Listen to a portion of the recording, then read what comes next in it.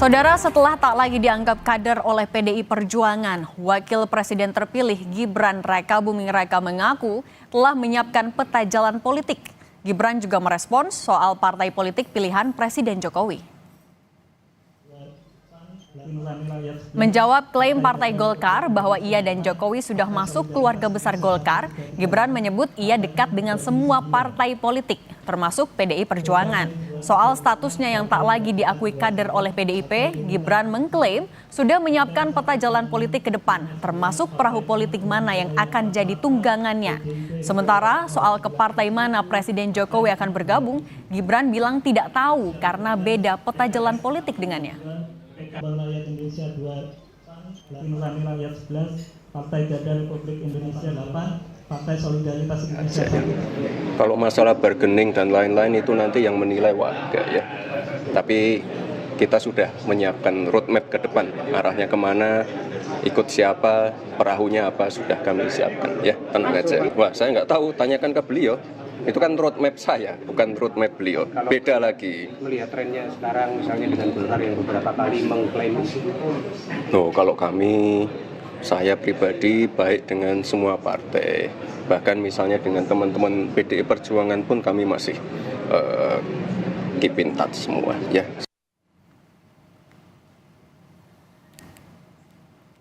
Presiden Jokowi akan pindah perahu politik dari PDI Perjuangan ke partai politik lain kembali mencuat setelah disampaikan Ketua Umum Relawan Projo sekaligus Menkominfo Budi Ari Setiadi. Menanggapi Jokowi yang disebut bukan lagi bagian dari PDIP, Budi Ari bilang Jokowi asik-asik aja. Tapi Budi Ari enggan membocorkan partai mana Jokowi akan pindah. Kalau soal Pak Presiden nggak jadi kader PDIP sekarang, ceritanya? Nggak apa-apa, asik-asik aja. Tapi benar berarti udah? Apa? Udah enggak berarti? Ya begitulah, kalau kata sana enggak ya udah kita mah apa aja lah. Ya. Kita mengabdi Republik ada tempatnya. Kira-kira pelabuhan politik selanjutnya udah dibahas nggak sih Pak Presiden? Pelabuhan memangnya ini bisa bandar. Dia mau ke partai mana misalnya? Oh ya tunggu aja. Kalau sekarang dibocorin kurang seru. Oh, berarti ada. Ya tunggu aja.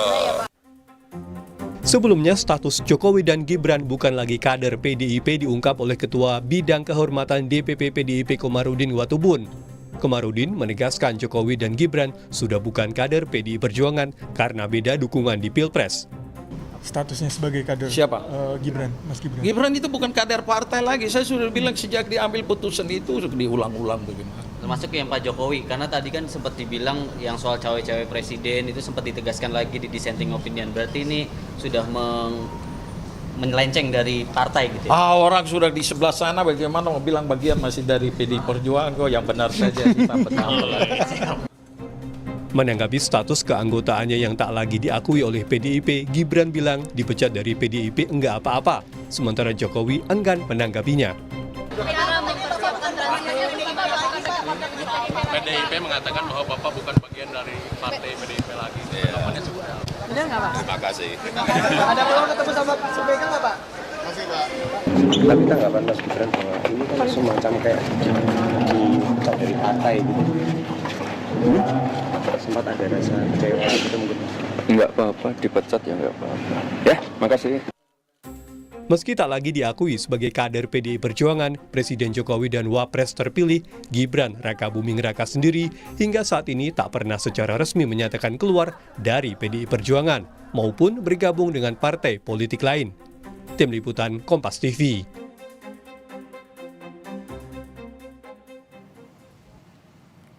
Usai tak lagi diakui sebagai kader PDIP, Wakil Presiden terpilih Gibran Rakabuming Raka menyebut telah menyiapkan peta jalan dan perahu politik ke depan. Sementara Projo mengirim sinyal Presiden Jokowi akan pindah partai. Apakah keluarga Jokowi telah bulat pindah kendaraan politik? Dan partai politik mana yang klop dengan misi Jokowi dan Wapres terpilih Gibran Rakabuming Raka? Sudah ada pengamat politik Mas Yunarto Wijaya dan nanti juga akan bergabung Ketua Umum Projo Budi Ari. Mas Toto, selamat sore. Mas Toto, audionya belum dibuka, masih di mute mungkin. Halo. Oke. Mas Toto, kemarin Terdengar? Ketua Umum Ya. Projo Pak Budi Ari bilang kalau Pak Jokowi ini akan berlabuh ke satu partai politik, tapi memang belum di-spill warnanya apa. Kalau Mas Toto ngelihatnya, kira-kira ke partai mana? Iya, gosip terkencang kan ke Golkar ya. Ini kan didasarkan pada sebuah logika bahwa Pak Jokowi ini membutuhkan kekuatan partai politik yang real. Karena sekuat apapun image beliau di mata publik, tetapi ketika tidak memiliki partai, beliau tidak memiliki kekuatan real untuk berpengaruh di level elit. Pasca tidak lagi menjadi presiden. Dan hitung-hitungannya kenapa Golkar yang paling disebut, karena Golkar adalah partai terbesar setelah PDI Perjuangan, dan dalam konteks ini bahkan di atas suaranya dari Gerindra.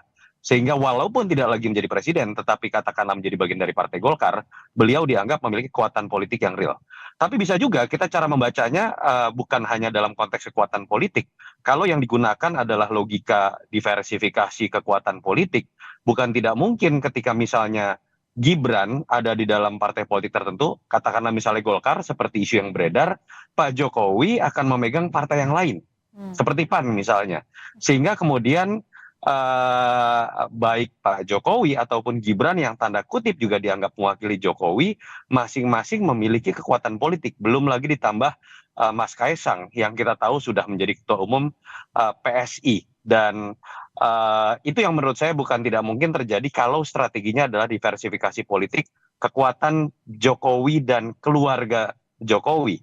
Dan kalau ditanya saya pribadi, memposisikan Pak Jokowi yang harusnya beyond semua partai, katakanlah para pendukungnya mengatakan dia adalah seorang negarawan, tetap lebih baik bukan Jokowi langsung yang masuk ke dalam partai, karena itu akan mengecilkan dan melokalisir nama besarnya hanya menjadi kader partai tertentu.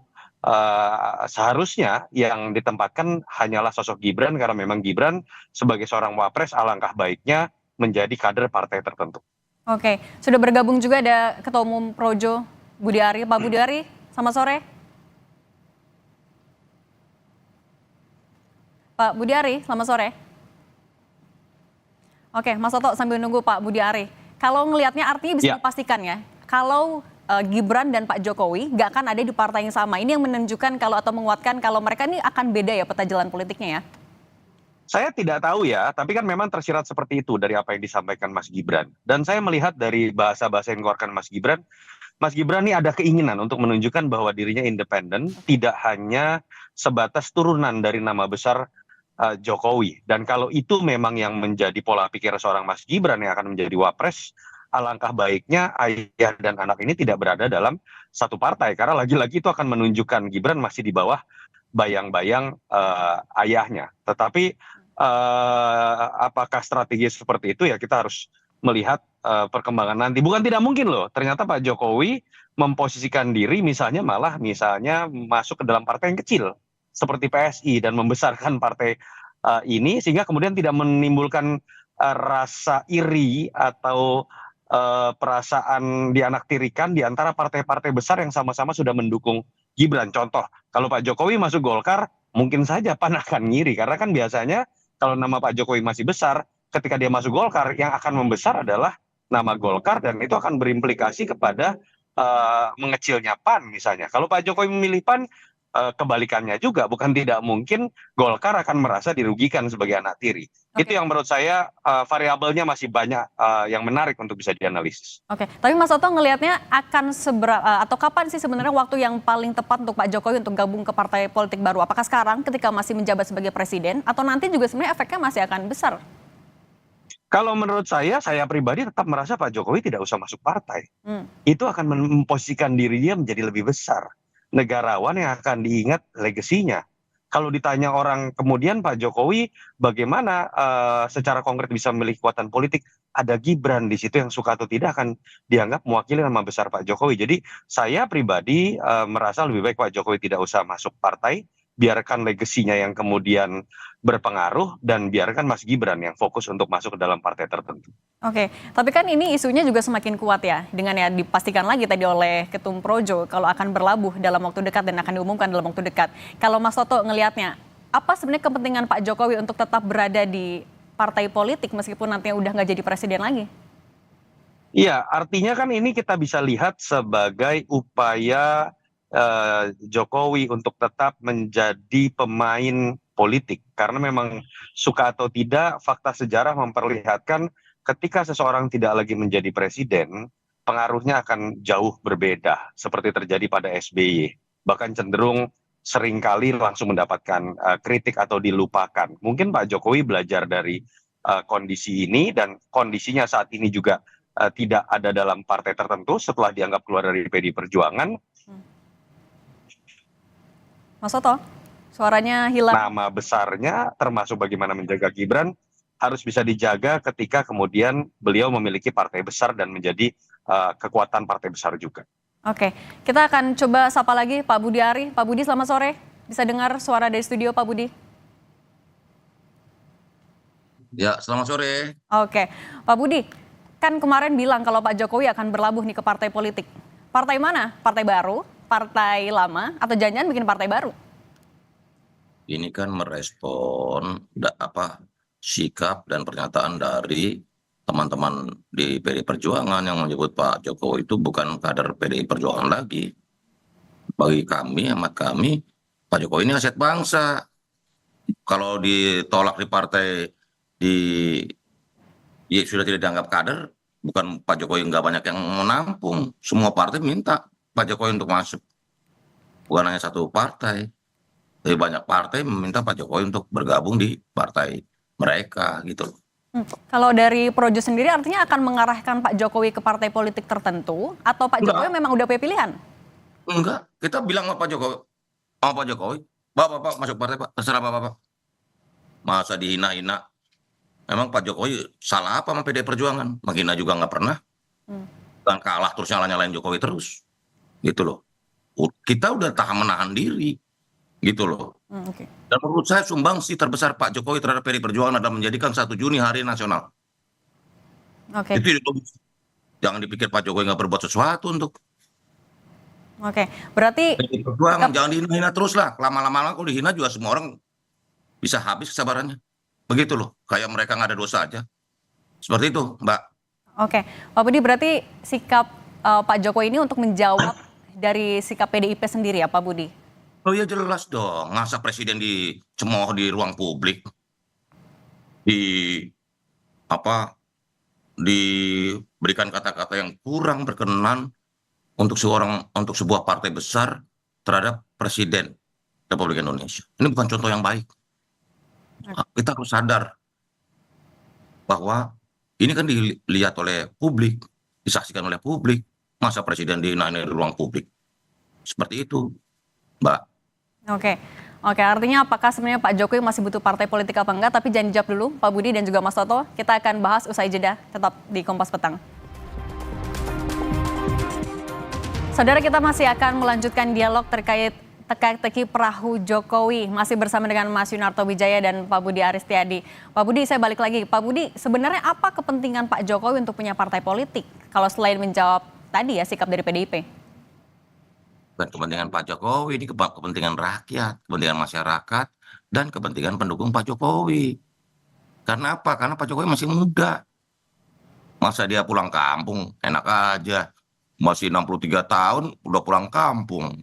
Jadi menurut hemat kami, kita diskusi dengan banyak teman-teman, Pak Jokowi ini jangan pulang kampung, jangan pensiun, 63 tahun. Masih terlalu muda untuk ukuran seorang yang punya pengalaman 2 kali jadi wali kota, gubernur DKI, dan Presiden Republik Indonesia. Karena kita menilainya begini loh, pemerintahan Pak Jokowi ini berhasil terlepas dari berbagai kelemahan dan kekurangan-kekurangannya ada. Tentu ada beberapa kekurangan dalam pemerintahan Pak Jokowi selama 10 tahun. Tetapi apa yang dicapai Pak Jokowi selama 10 tahun ini kan menurut kalkulasi kami luar biasa. Percepatan, langkah-langkah terobosan. Ingat loh, Pak Jokowi ini termasuk pemerintahan yang bisa mendeliver banyak hal di dalam berbagai kegiatan kehidupan kemasyarakatan. Contohnya soal COVID, penanganan COVID. Kalau ada COVID tuh 2,5 tahun, 3 tahun, kita bisa lebih terbang lagi. Cuman kita nggak bisa nyalain keadaan, kita lihat ke depan. Begitu loh. Karena itu kami memandang sayang sekali kalau Pak Jokowi tidak terlibat lagi dalam berbagai urusan kepentingan negara, bangsa, dan rakyat. Gitu loh. Kalau soal partai, terserah Pak Jokowi. Walaupun saya sudah dimarahin Pak Jokowi sih soal, Bapak jadi masuk partai, Pak. Saya mau jadi pensiun aja. Jangan begitu, Pak. Bapak masih muda kok udah pensiun. Saya bilang begitu ke Bapak. Tapi semua kan kembali kepada Pak Jokowi, sikap Pak Jokowi, itu loh. Oke, Mas Toto, kalau Mas Toto ngelihatnya setelah Pak Jokowi udah beres nih masa kepemimpinan pemerintahannya jadi presiden, apakah Pak Jokowi udah nggak punya kekuatan lagi atau gimana ngelihatnya? Kalau tanpa parpol ya? Kalau saya melihat, kan kebanyakan dari para pendukung Pak Jokowi termasuk para relawan, mungkin termasuk Mas Muni ya, Mas Budi Ari, paling tidak nyaman dengan istilah petugas partai yang seringkali dianggap merendahkan posisi seorang presiden. Kalau konteks itu kita terjemahkan ke dalam bagaimana harusnya kita melihat masa depan Pak Jokowi, harusnya Pak Jokowi tidak usah masuk partai. Karena seseorang ketika sudah menjadi kader partai, yang tadi saya katakan, terdegradasi diingat orang hanya warnanya saja. Misal dari merah, kalau masuk Golkar, orang akan ingat Pak Jokowi dari merah menjadi kuning. Kalau masuk PAN dari merah menjadi biru.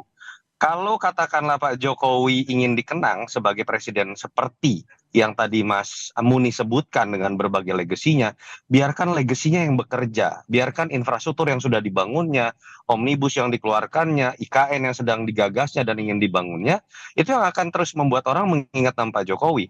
Bahwa kemudian Pak Jokowi akan tetap ada dalam politik, menurut saya harusnya tidak didegradasi dalam konteks masuk partai. Bisa saja misalnya menjadi penasehat, saya tidak tahu apakah perlu ada perubahan nomenklatur ketika Pak Jokowi ditempatkan dalam posisi tertentu, tapi dengan catatan jangan membuat Pak Prabowo sebagai presiden terpilih tereliminir ya kekuasaannya ya. Jadi tempatkan pada posisi beyond partai tadi.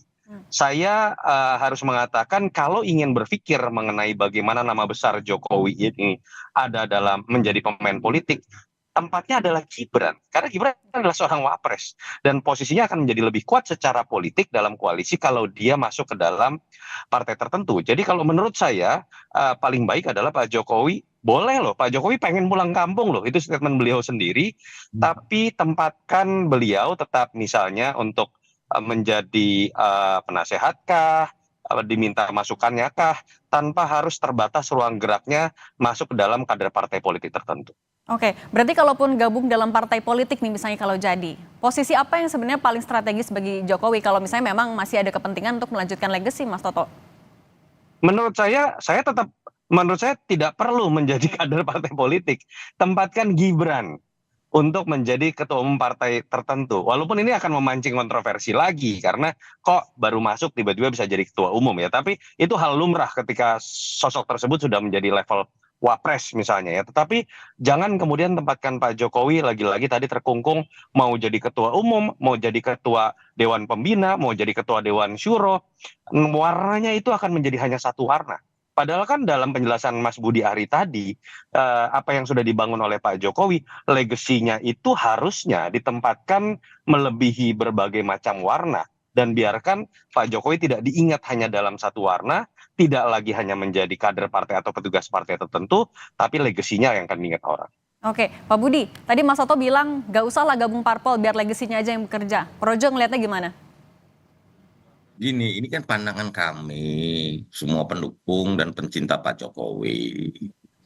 Imajinasi kami, Bapak masih muda, Pak Jokowi masih muda, sehingga sayang sekali kalau beliau walaupun bukan Pak Jokowi tidak punya keinginan untuk Pak Jokowi pernah ngomong sama saya, saya pulang kampung aja deh, habis ini saya nggak usah ikut urusan politik lagi. Loh, saya bilang Pak, di Republik ini cuma Bapak yang punya pengalaman jadi wali kota, gubernur dan presiden Indonesia.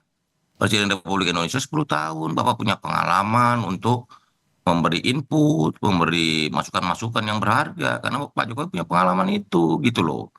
Nah, bahwa nanti Pak Jokowi seperti apa ya, biar beliau yang memutuskan. Tapi buat kami kan, kami menyampaikan apa yang menjadi pendapat kami, gitu loh, bahwa Pak Jokowi ini aset bangsa. Sangat sayang sekali kalau Pak Jokowi memutuskan untuk pensiun atau pulang kampung, tapi keputusannya tetap di tangan Pak Presiden, Pak Jokowi, begitu loh. Oke, baik.